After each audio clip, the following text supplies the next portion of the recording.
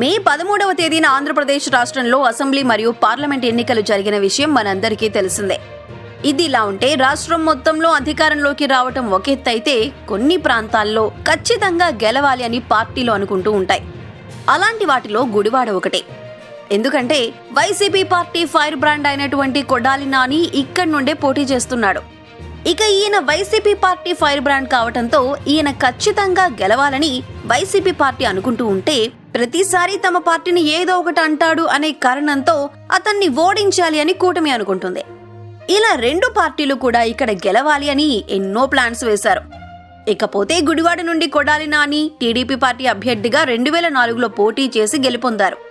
ఆ తర్వాత 2009లో మళ్లీ టీడీపీ నుండి ఇదే ప్రాంతం నుండి పోటీ చేసి గెలుపొందారు. ఆ తర్వాత వైసీపీ పార్టీలోకి చేరి 2014లో కూడా ఇదే ప్రాంతం నుండి పోటీ చేసి గెలుపొందారు. ఇక 4వసారి వైసీపీ పార్టీ నుండి ఇదే ప్రాంతం సీట్ను దక్కించుకొని 4వసారి కూడా గెలుపొందారు.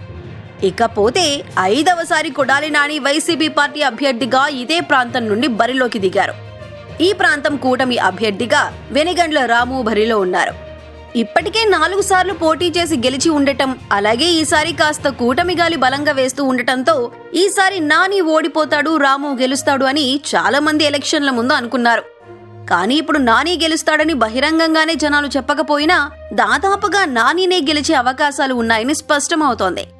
కొడాలి నాని క్రేజ్ ముందు రాము నిలబడటం కష్టమే అనే టాక్ నడుస్తోందని విశ్వసనీయ వర్గాల సమాచారం.